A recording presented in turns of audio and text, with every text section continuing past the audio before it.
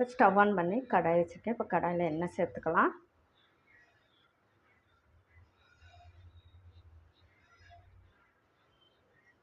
எண்ணெய் சூடானதும் கடுகு வெந்தயம் சேர்த்துக்குங்க.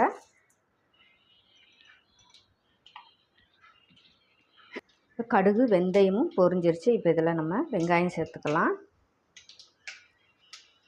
சின்ன வெங்காயம்ன்றனா நான் அப்படியே சேர்த்துக்கிறேன், முழுசாக பொடியஸாக இருக்கிறதுனால.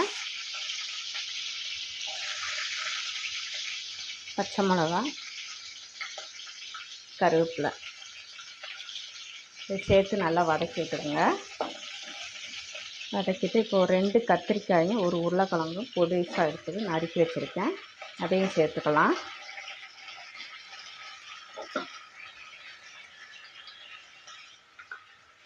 சேர்த்துட்டு காய்க்கு தேவையான உப்பு சேர்த்து வதக்கி விட்டுக்குருவோம்.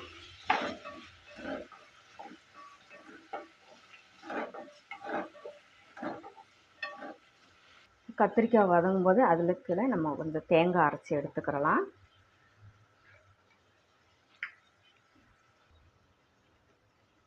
இதை இப்போ நைஸாக நம்ம அரைச்சி எடுத்துக்கிடுவோம். இப்போ தேங்காயும் நம்ம அரைச்சி எடுத்துட்டோம். இப்போ கத்திரிக்காயும் ஓரளவுக்கு வதக்கி எடுத்துருக்கோம். இப்போ இதில் ஒரு தக்காளி கட் பண்ணி வச்சுருக்கேன். இப்போ அதையும் சேர்த்து வதக்கி விட்டுக்கலாம். இப்போ காரத்துக்கு மிளகாத்தூள் சேர்த்துக்கலாம். 1/4 டீஸ்பூன் மஞ்சள் தூள். இப்போ குழம்பு பொடி நான் எடுத்துருக்கேங்க, இது வீட்டில் பொடிச்சதான். ஒரு 3 ஸ்பூன் நான் சேர்த்துக்கிறேன் குழம்பு பொடி. இதோட வீடியோ போட்டிருக்கேன், போய் பாருங்கள். இப்போ இதையும் நம்ம லைட்டாக 2 செகண்ட் நம்ம வதக்கி விட்டுக்கலாம்.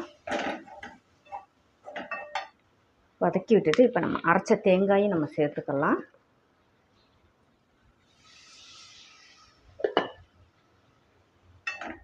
சேர்த்துட்டு ஒரு 2 நிமிஷம் நம்ம வதக்கி விட்டுக்கலாங்க.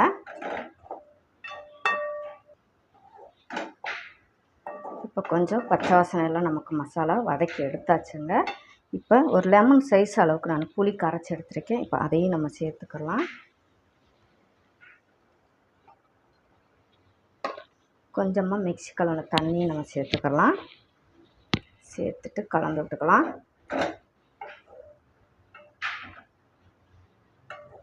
இப்போ நான் இதில் பட்டாணி, பச்சை பட்டாணி ஊற போட்டு ஒரு 8 மணி நேரமாக ஊற போட்டு வேக வச்சு எடுத்துருக்கேன். இப்போ அதையும் நம்ம சேர்த்துக்கலாம்.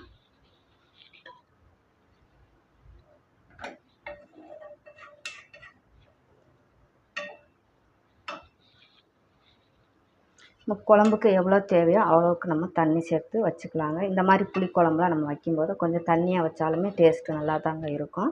நம்மளுடைய விருப்பம் தாங்க. இந்த குழம்பு தண்ணியாகவும் வச்சுக்கலாம், கட்டியாகவும் வச்சுக்கலாம். எப்படி வச்சாலுமே இந்த குழம்பு நல்லா இருக்குங்க.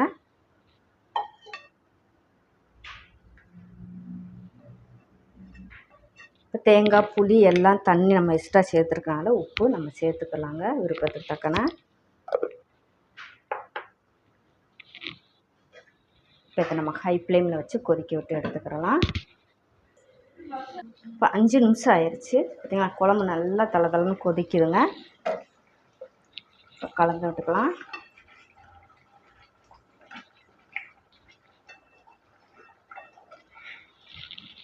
இப்போ ஒரு 5 நிமிஷம் நம்ம சிம்மில் போட்டு எடுத்துக்கிடுவோம். இப்போ 5 நிமிஷம் ஆயிடுச்சு. நம்ம சிம்மில் போட்டு பார்த்திங்களா சூப்பராக ரெடி ஆயிடுச்சுங்க. நம்மளுடைய பச்சை பட்டாணி புளிக்குழம்பு அருமையாக இருக்குங்க. மத்தியானம் ஒயிட் ரைஸில் சாப்பிட்றதுக்கு அருமையான இன்றைக்கி நம்ம பச்சை பட்டாணி குழம்பு பார்த்துருக்குங்க. ரொம்பவே டேஸ்ட்டாக அருமையாக இருக்குங்க. இந்த குழம்பு பொடி நான் வீடியோவில் போட்டிருக்கேன், பாருங்கள். இந்த பொடி வச்சு குழம்பு பாருங்கள், டேஸ்ட்டு அருமையாக இருக்குங்க. ரொம்பவே சிம்பிளாக இந்த பிகினர்ஸுக்கு இந்த குழம்பு பொடி செஞ்சிடலாங்க டக்குன்னு. அந்த வீடியோவை போய் பாருங்கள், நான் போட்டிருக்கேன். இப்போ அருமையான பட்டாணி குழம்பு ரெடி ஆயிடுச்சுங்க. ஸ்டவ் ஆஃப் பண்ணிக்கலாம். நீங்களும் இதே போல் ட்ரை பண்ணி பாருங்கள். இந்த வீடியோ பிடிச்சிருந்தா டேஸ்டி குக்கர் சப்ஸ்கிரைப் பண்ணுங்கள், லைக் பண்ணுங்கள், கமெண்ட் பண்ணுங்கள். மற்றவங்க பார்க்கணும் விருப்பப்பட்டால் ஷேர் பண்ணி விடுங்க. மறக்காமல் டேஸ்டி குக்கர் சப்ஸ்கிரைப் பண்ணுங்கள். தேங்க்யூ.